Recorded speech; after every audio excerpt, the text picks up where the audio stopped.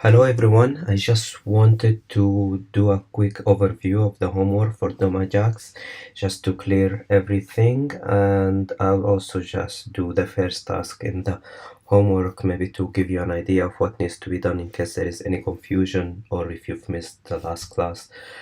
So assuming that you've already forked the repo and you cloned it locally, once you have it on your local, I just have here Visual Studio open and on the project DOM and AJAX workshop or DOM and AJAX repo, whatever it's called for you locally.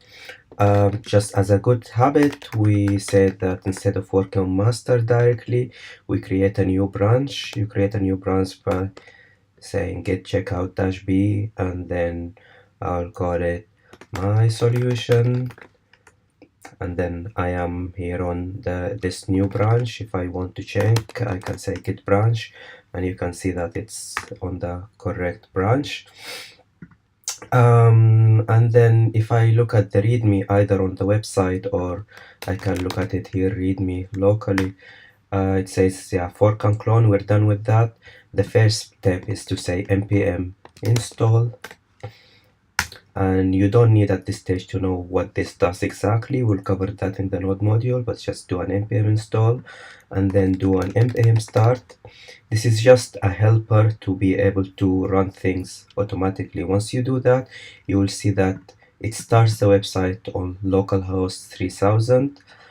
What this gives us is hot reloading, which is basically that we are able to write code, and once we save it, it's reflected immediately here on the website. So if I look at the structure of this website, there is an index.html, that's the first page, and this is just HTML like all the HTML we've done in the past, in the previous module and so on. So you can see here that this is Lisa Simpson. If I want to change it to my name, see it's reflected immediately in the website. Maybe start with doing this as a first thing.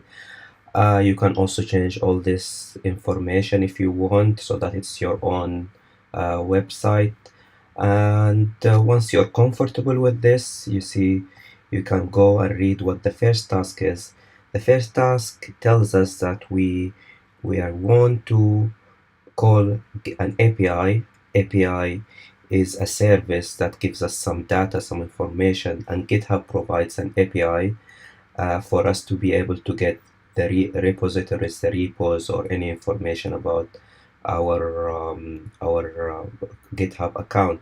So if I click on this URL here, I'll see that what I get when I go to this URLs, api.github/users, code your future is the name of the user, repos, I'll get this format. This is called JSON, and this is a data format. That's, if you look clearly here, like this is an array like any array that we've done previously, and each array is an object that has some properties, ID, the name of the repo, and so on. And if I want to just this is want to change to see the repos of some other user, if I say Kabaros here, this is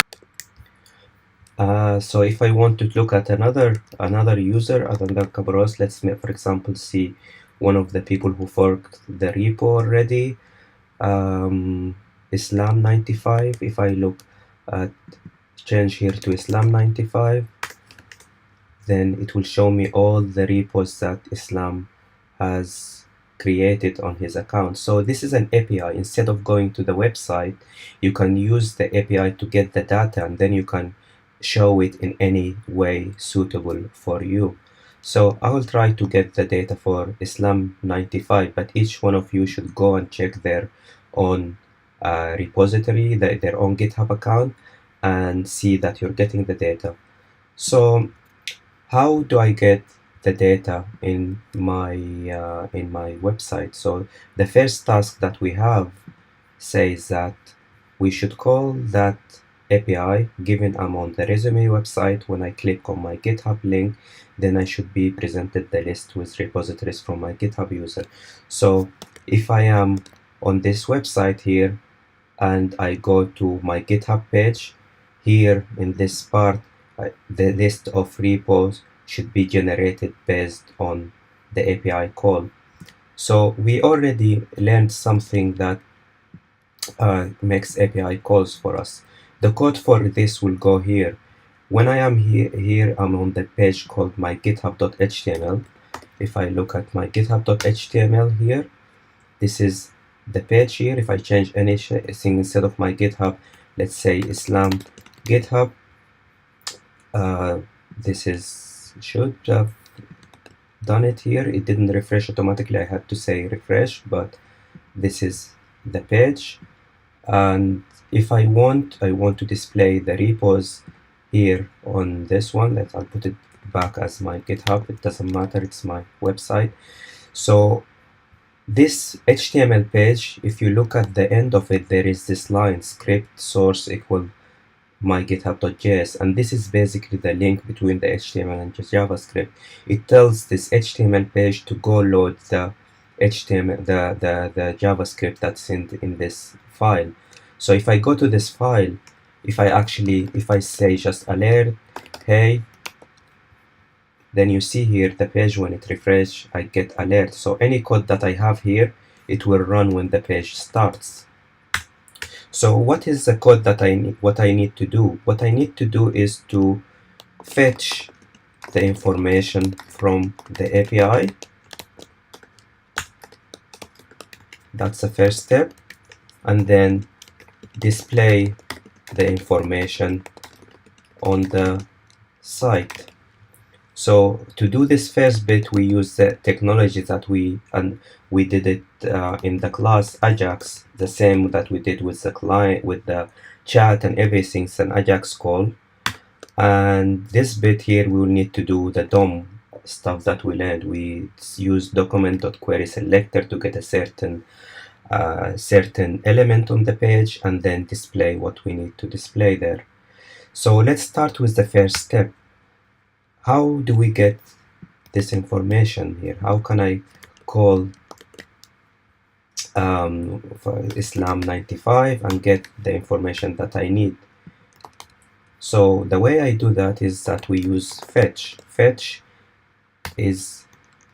takes one parameter like this. So I say fetch this URL like we mentioned. Then this is something called the promise. Then you get a then, and that takes one parameter data, and here I have to say return data.json, and then there is another then, and then here I will get actually the repos in this function.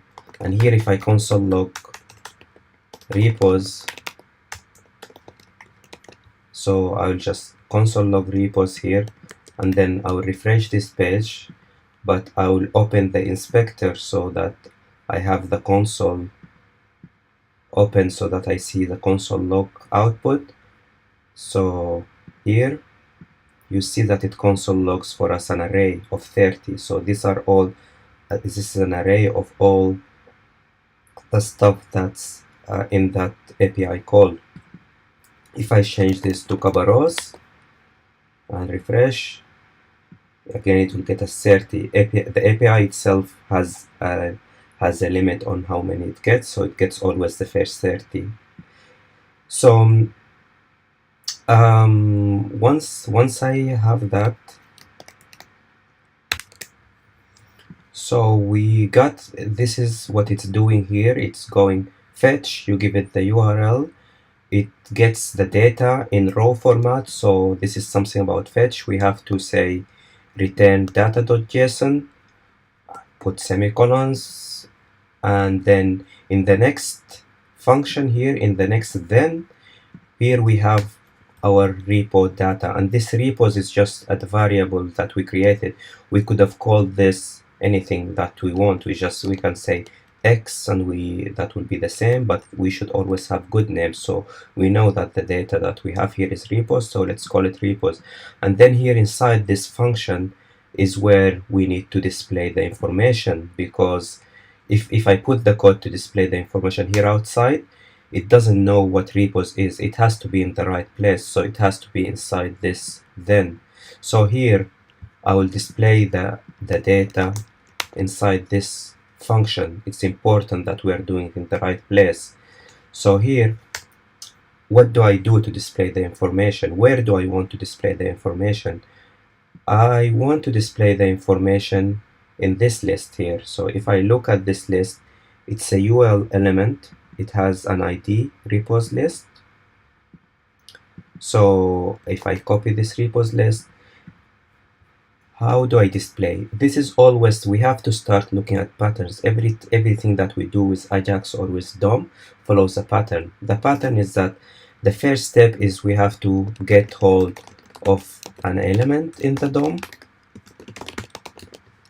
and then manipulate that element somehow. Okay, so how do we get hold of the element? We learned one way of doing that. We can say document.query selector, and then here we give it a selector similar to what we did in CSS. So because this is an ID, we have to put a hash. If it was a class, then it has to be a dot. If it's an element like paragraph h1, then we don't need to put anything. So we put a hash here, and this gets hold of that UL element. Then I assign this to a variable to make it easier to work with. I will say var repos list, I will call it. Again, this is my variable that I can call it anything that makes sense, repos, not resource. And if I just want to test that this bit works, let's say if I say repos list dot, we said a few ways of setting whatever is there. If I say inner HTML equal empty, then I see that it's empty, and it changed that to empty what's inside. So what do I want to do is that instead of make it empty, I want to actually put the repos that I'm getting here. So the same, when I console log the repos, and when we looked at this, what we get from the call is an array of elements, array of objects. So like any object, if I say repos, because it's an array, if I say repos of 0, that will get me the first element. If I say repos.0 of 0, that will get me the first element. If I want, which is an object, if I want to get the ID, then I can say .id. So if I do something like that, this will get me the first ID in that array. If I want to get the name, then because it's an object, it'll be just .name. Yeah, it got me the first one. But this is then, if I want to keep using doing one after the other, I'll have to be say repo1, repo2. We don't want to do that. This is an array. We know how to deal with arrays. So how do we deal with arrays? We have several ways that we learned in the class. One way that we can say repos dot for each, and then inside that will be a callback function. It takes a parameter, which each one in the parameter is actually the element in that array. So here inside this function, repo will be single element in the array, and then I can say repos dot inner HTML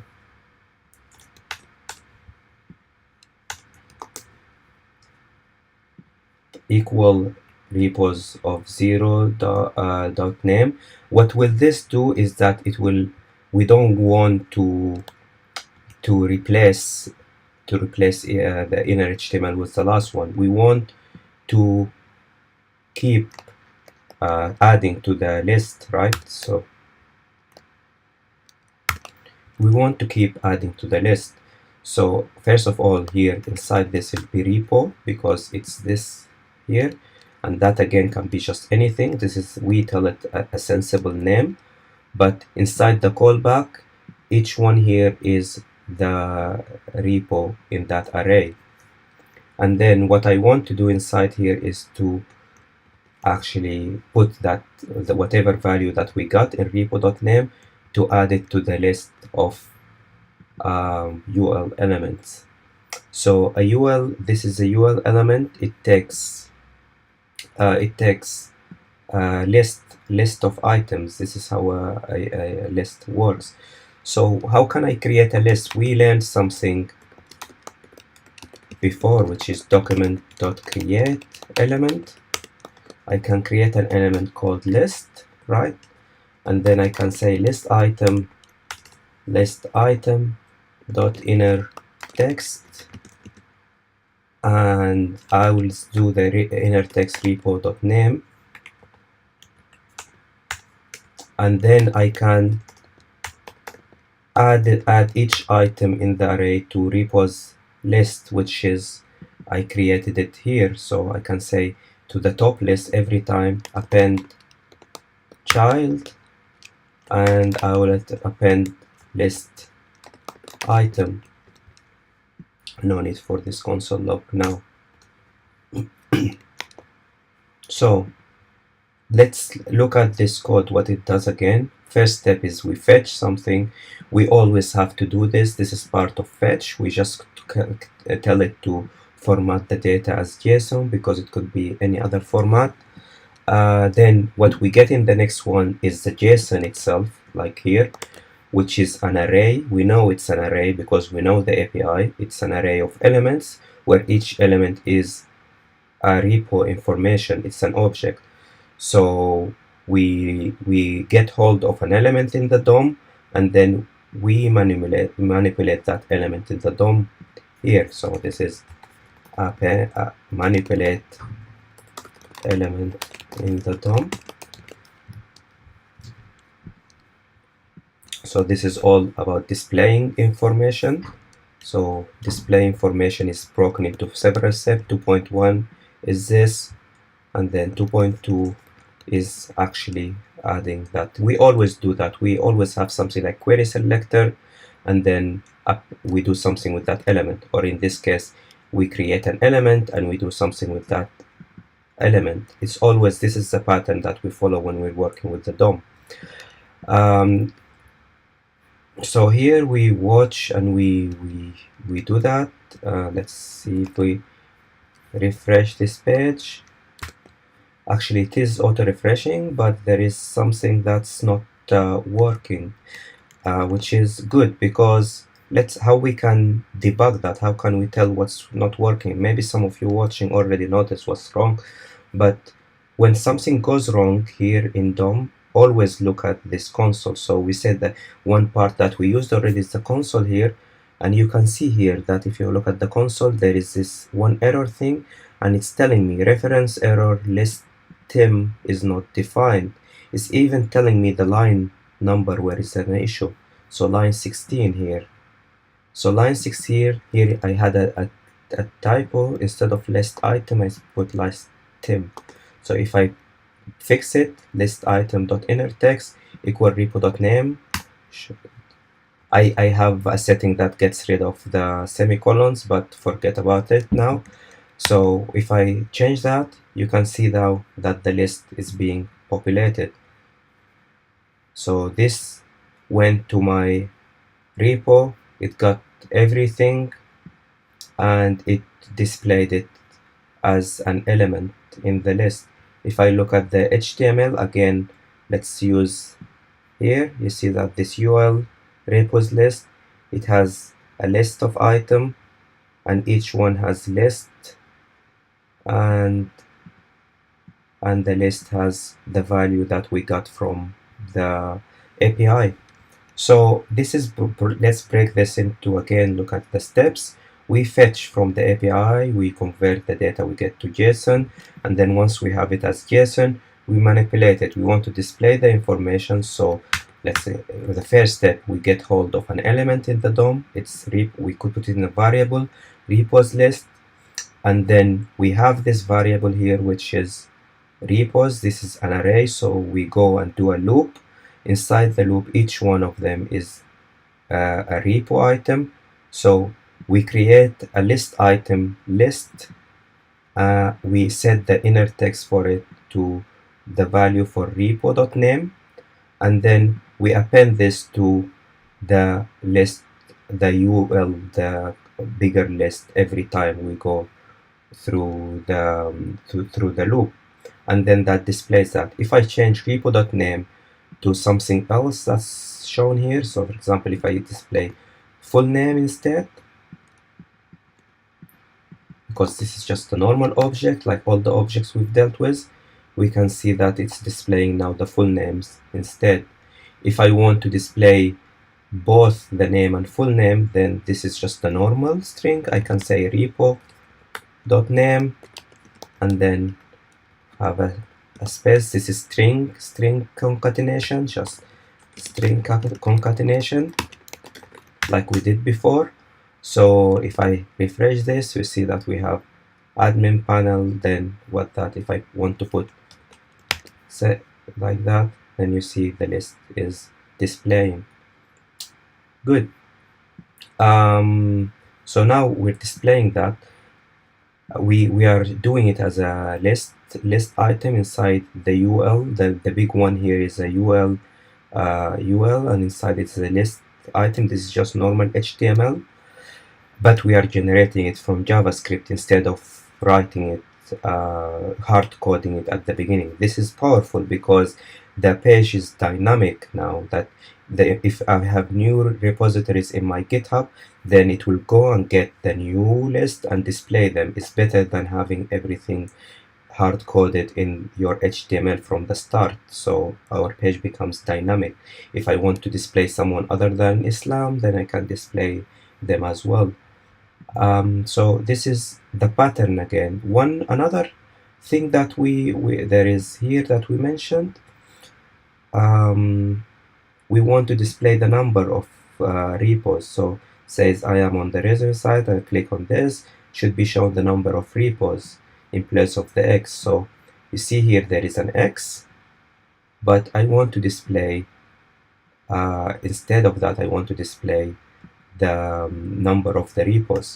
So how can I do that? Again, it's always we have to get hold of an element in the DOM and then manipulate the element. It's always that, but it should be in the right place, because if I put the code here outside the fetch, then at this point we don't know what are the repos list. The code has to be inside this then function here, inside this code here, because here we know, here we have repos, here outside we don't know what repos are. So it's important to put it in the same place. So if I want to get hold of this element here, the X, I will inspect it and I see that it's an href. It has an ID already for us. The ID is repos count. So if I want to get hold of that, let's create a new variable. I'll call it anything, but let's call it repos count item. I'll say document.query selector again, and I will give it's a string hash repos count hash because it's an element, because it's an ID. So now I get hold of this as an item, and if I just say repos count item dot inner text, if I say, don't know, 0 for example, then you see I have 0 repos in my GitHub. But we don't want to say zeros, we want to get the actual number of repos. How do we get that? This is an array. We all know how to get the number of elements in an array. This is like any array we've done in the past. So there is a property called length. So if I say repos.length, then it will get me to say that I have 30 repos on my GitHub, because this is it. If I change the repository to someone else, then it will display the right number as well. So here now I'm displaying the repos count as well. It's the same pattern. I'll delete this, but this is how you can display that.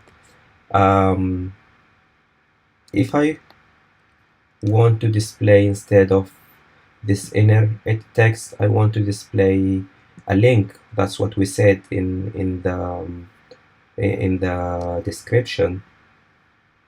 I can see that there is actually, the link is a value here, which is, there is URL here, and there should be URL HTML URL. This is the value that we are after. So how can I display a link? So to display a link, we know how the HTML for a link looks like. The HTML will be something similar to a href, and then inside here should be where the link goes to, and then here should be the text of the link, and at the end we close it like that. So this is how a link looks like. We want to do that dynamically inside each of the list item. So instead of saying list item.inner text, we want to say list item.inner HTML equals something similar to this. There are a few ways we can create this element we can create this element using create element. So I can say var item link document.create element, and this will be an A, and then I can go and change an attribute for that one. The attribute is called href, and I will set it to repo. What was the property called? HTML URL, this one, repo.html URL. And then the link, I can set the inner text for the link to, I'll just use repo.fullname. So here, these 3 lines here, they create an element of a href and give it the full name. Now if I want, I have to do it in 2 steps. I will add it first to the list item. I'll say list item dot append child item link, and then the next step will be to add the whole item link to the list, the big list here. So if you look at this, for each, what we're doing here is that for each item in the array, each repo, we are creating a list item, we just called it list item, and we can actually put this, because we don't need it, we can put it just at the end here to make it maybe a bit more clear. So we create the item, we're starting from inside, we're creating the href, we say the href attribute is set to the link, which we'll get it from repo.html URL, and then the inner text here we're setting it to repo.fullname, and then we get hold of we create an element called list.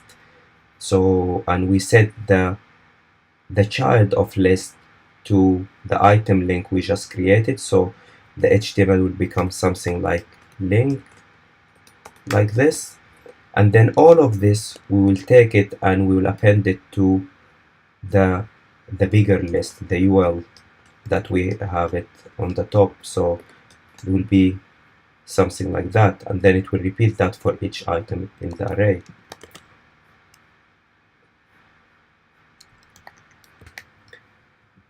And if I look here, this is actually not working. If I look at the HTML that I have, I'll see that it created an element called A, but it didn't set the attribute href properly.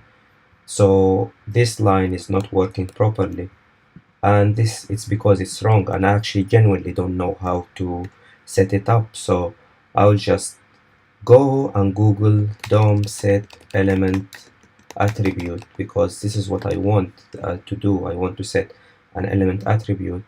And you see, like, if I look at the first link here, it says that I should use actually a function called set attribute and then give it the what I want. So this is wrong here. What I should have done is saying item link dot set attribute and then give it the attribute href and then the value for that attribute, which is repo.html URL. This is the way I'm expected. I didn't know it, actually, for real. I didn't know it, and I looked online and I got the answer by just googling it. Now if I look here, you see that it's actually now a link. If I look at the if I click on it, it will take me to that link.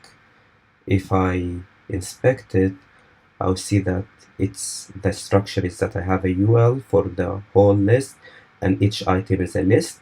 Each item has an A. href is the value of where it goes to, and here is the value of the full name. Because we chose to show the full name, we can change that to be .name, and then it will only display the name here.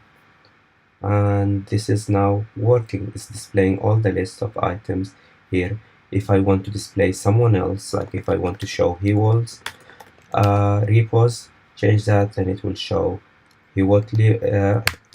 If I wanted to do one more time, and then it will display the list of repos from one. And this here can be actually, if I want to clean this, maybe that I can put here, this is in a variable called URL,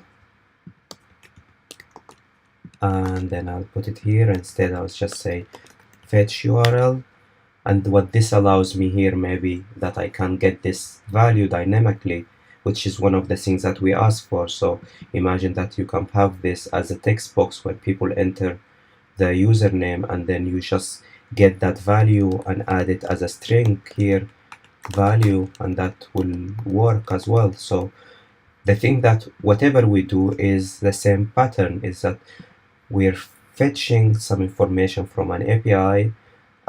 We do this step here that's necessary, and then we take that data that we get and we display it. We display it by getting hold of an element using query selector and manipulating that element. We can use create element, we can use things like inner text, append child, or inner HTML, a lot of things that we learned already in the class. And by that we're creating a dynamic website using these technologies, AJAX and DOM.